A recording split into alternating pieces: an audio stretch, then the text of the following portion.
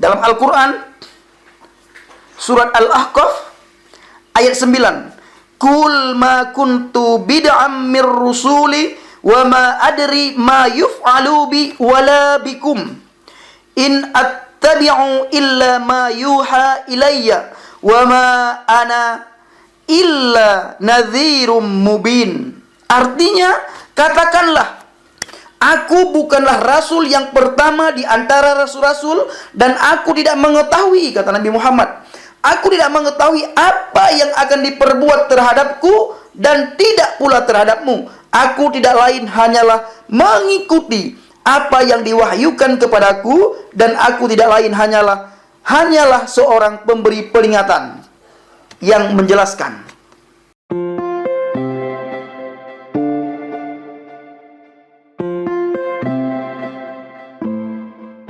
Haleluya, haleluya, haleluya. Shalom Bapak Ibu yang dikasihi Tuhan. Ketemu lagi dengan saya, Abraham. Salam Aki. Aku kabarkan Injil keselamatan. Nah, Bapak Ibu yang dikasihi Tuhan, pada kesempatan kali ini saya tetap tidak jemu-jemunya membahas tentang mu'alaf. Mu'alaf yang sok tahu, mu'alaf yang suka menghina, mu'alaf yang suka menjelek-jelekkan, mu'alaf yang suka mencaci maki umat Kristen, mu'alaf yang suka menghina umat Nasrani, mu'alaf yang suka menghina ketuhanan Yesus Kristus, Yeshua HaMashiach. Selama mereka, Bapak Ibu yang dikasihi Tuhan, selama para mu'alaf ini tidak berhenti menjelekkan, mencaci maki, menghina umat Kristen, umat Nasrani, selama itulah saya tidak akan bosan-bosan untuk mengcounter mereka, untuk mempertanyakan iman percaya mereka sekarang, sehingga mereka benar-benar berhenti, sampai mereka benar-benar berhenti untuk mencaci maki dan menghina umat Kristen, umat Nasrani, menghina Bible, menghina Tuhan Yesus Kristus. Nah, Bapak Ibu yang dikasihi Tuhan, saya akan ada hal yang sangat menarik yang ingin saya bicarakan di hadapan Bapak Ibu pada kesempatan kali ini. Hal yang paling menarik ini antara dua pribadi yang dielu-elukan oleh umat manusia. Yang pertama sekali adalah Muhammad SAW, Khatimul Anbiya di dalam Islam, Nabi Muhammad. Yang kedua adalah Yesus Kristus, Tuhan yang diimani oleh umat Kristen. Nah, pembahasan ini Bapak Ibu sangat menarik sekali untuk kita simak, untuk kita dengarkan, dan untuk kita renungkan. Sebelum Bapak Ibu mendengar lebih lanjut, saya mohon supaya Bapak Ibu menempatkan hati dan pikiran Bapak Ibu di tempat yang netral. Nah, sebagaimana kita ketahui Bapak Ibu, mu'alaf yang sudah keluar daripada agama Kristen, mereka masuk ke agama yang mereka anut selama ini, mereka suka sekali menghina Tuhan Yesus. Mereka bahkan di setiap khotbah mereka berani bertanya, mereka membahas tentang ketuhanan Yesus. Mereka mengatakan bahwa Yesus tidak layak disebut Tuhan. Kenapa? Karena Yesus berdoa kepada Bapa. Kenapa? Karena Yesus dilahirkan. Kenapa? Karena Yesus Kenapa? Karena Yesus makan. Kenapa? Karena Yesus menangis. Kenapa? Karena Yesus lahir daripada seorang perempuan. Maka dari itu, kata mu'alaf dan kata saudara kita dari seberang, Yesus itu tidak layak dijadikan Tuhan oleh umat Kristen. Ini adalah pertanyaan yang sering mereka ajukan kepada umat Kristen. Pertanyaan yang sering mereka lontarkan di setiap khotbah, di setiap pidato, di setiap podium di setiap pidato mereka. Nah, sekarang Bapak Ibu, kalau mereka berani bertanya, mereka juga harus siap ditanyai. Apa yang akan saya tanya Bapak Ibu? Ingat, saya tidak mentafsirkan ayat. Saya hanya membaca apa yang saya temukan, baik melalui hadis maupun melalui Al-Quran. Saya tidak mentafsirkan. Saya baca bil lughah al-arabiyyah, lalu saya terjemahkan ke dalam bahasa Indonesia sesuai dengan teks bahasa Arab. Nah, tolong Bapak Ibu perhatikan baik-baik. Taruh hati dan pikiran Bapak Ibu di tempat yang netral. Kita melihat satu ayat di dalam Injil Bapak Ibu, bagaimana kata Alkitab terhadap sosok Yesus Kristus. Yohanes 3 ayat 14 dan 15. Dan sama seperti Musa meninggikan ular di padang gurun, demikian pula lah seharusnya Anak Manusia ditinggikan. Kenapa? Supaya setiap orang yang percaya kepadanya tidak binasa, tetapi memperoleh hidup yang kekal. Ayat Yohanes 3 di dalam Injil Yohanes 3 ayat 15, di situ dikatakan Bapak Ibu, setiap manusia, setiap orang yang percaya kepada Yeshua HaMasyiah, Yesus Kristus, maka orang itu akan memperoleh hidup yang kekal. Orang itu tidak akan binasa. Orang itu tidak akan masuk neraka. Orang itu tidak akan ditanya oleh malaikat mungkar dan nangkir di dalam kubur, ma rabbuka wa ma nabiyuka wa aina kiblatuka wa ma kitabuka. Tidak akan ditanya lagi. Tetapi langsung ketika orang itu meninggal, langsung berada di Firdaus bersama saleh-saleh Tuhan. Ayo kita lihat bagaimana perkataan, bagaimana kata Al-Quran, bagaimana kata hadis. Saya sudah jelaskan, Yohanes 3 ayat 15 ini berbicara tentang ketuhanan Yesus. Sekarang bagaimana kita melihat ada satu ayat dalam Al-Quran, itu tentang baginda Rasulullah Muhammad SAW. Silahkan Bapak Ibu simpulkan. Dalam Al-Quran, surat Al-Ahqaf ayat 9. Kul ma kuntu bid'am mir rusuli wa ma adri ma yuf'alu bi wala bikum in attabi'u illa ma yuha ilayya wa ma ana illa nadhirum mubin.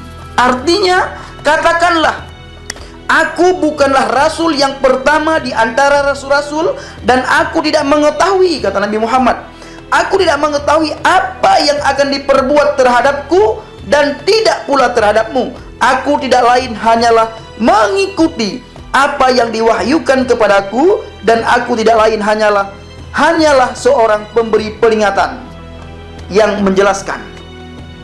Silakan Bapak Ibu simpulkan sendiri. Yang selanjutnya hadis 5 nomor 266. Ini hadis yang sahih. Nabi berkata, demi Allah, kata Muhammad sallallahu alaihi wasallam. Kata Nabi Muhammad sallallahu alaihi wasallam, demi Allah, meskipun saya Nabi Allah, namun saya tidak tahu apa yang Allah lakukan terhadapku. Nah, ini hadis 5 nomor 266. Yang selanjutnya, hadis Sahih Muslim 1 nomor 166. Wahai Fatimah, kata Rasulullah, kata Muhammad, beramallah banyak-banyak karena aku tidak dapat menyelamatkan kamu. Nah, kenapa ini perlu saya bahas Bapak Ibu? Karena para mu'allaf, saudara kita dari seberang, sering sekali mencaci maki umat Kristen, sering sekali menghina Tuhan Yesus, sering sekali mereka mempertanyakan tentang ketuhanan Yesus. Bolehkah saya selaku murtadin mempertanyakan hal yang sama kepada mereka tentang Nabi Muhammad SAW? Kenapa di sini dikatakan, wahai Fatimah, beramallah banyak-banyak karena aku tidak dapat menyelamatkan kamu? Nah, kenapa hal ini akan saya tanyakan kepada mereka? Dikarenakan Bapak Ibu, semakin banyak seseorang berselawat kepada Nabi Muhammad, maka dia akan mendapatkan syafaat daripada Nabi Muhammad. Nah, pertanyaan saya, apakah ada ayat di dalam Al-Quran yang mengatakan hal yang seperti itu, bahwa apabila seseorang sering berselawat kepada Nabi Muhammad, maka dia akan mendapatkan syafaat di hari kiamat, di yaumil mahsyar? Nah, tolong tunjukkan ayatnya kalau ada. Nah, kenapa? Justru Bapak Ibu, ada hal yang harus dilakukan oleh setiap orang. Tanda kutip, bukan umat Kristen dan Nasrani ya, yang harus mereka lakukan di luar agama Kristen dan Nasrani, khususnya para mu'alaf, ketika mereka berdoa, Allahumma sholli ala Sayyidina Muhammad, ya Allah, berikanlah keselamatan untuk Nabi Muhammad. Ini artinya. Yang kedua, wa ala alihi Sayyidina Muhammad, dan ya Allah, berikanlah keselamatan untuk keluarga Nabi Muhammad. Wa ala ashabihi Sayyidina Muhammad, dan ya Allah, berikanlah keselamatan untuk seluruh sahabat-sahabatnya Nabi Muhammad. Bagi umat Kristen, kita melihat perbedaan Yesus. Yesus, kita tidak pernah meminta kepada Bapa, kita tidak pernah meminta kepada Tuhan supaya Bapa dan Tuhan berikanlah keselamatan kepada Yesus. Umat Kristen, kita selaku umat Kristen, saya selaku murtadin, tidak pernah berdoa kepada Tuhan supaya Tuhan memberikan keselamatan kepada Yesus Kristus, Yeshua HaMashiach. Justru bila di dalam Alkitab, di dalam Bible ada banyak ayat yang kita temukan, Yesus justru memberikan hidup yang kekal kepada orang yang percaya. Yesus justru memberikan hidup yang kekal kepada orang Kristen. Yesus memberikan jaminan keselamatan kepada orang Kristen. Orang Kristen, umat Kristen, tidak perlu meminta kepada Tuhan supaya Tuhan menyelamatkan Yesus, supaya Tuhan memberikan keselamatan kepada Yesus, supaya Tuhan memberikan keselamatan kepada keluarga Yesus, supaya Tuhan memberikan keselamatan kepada seluruh sahabat-sahabat Yesus dan pengikut-pengikut Yesus. Tetapi di dalam agama seberang, agama saya dulu, di situ dikatakan Allahumma sholli ala Sayyidina Muhammad, ya Allah, berikanlah keselamatan untuk Nabi Muhammad. Wa ala alihi Sayyidina Muhammad, dan ya Allah, berikanlah keselamatan untuk keluarga Muhammad. Wa ala ashabihi Sayyidina Muhammad, dan ya Allah, berikanlah keselamatan untuk seluruh sahabat-sahabatnya Nabi Muhammad. Berbeda dengan Bible. Bible, Yesus yang memberikan jaminan keselamatan kepada umat manusia, kepada pengikut Kristus, kepada orang Kristen, kepada orang yang percaya kepadanya. Nah, ini Bapak Ibu, dua perbedaan yang saya buat sesingkat-singkatnya.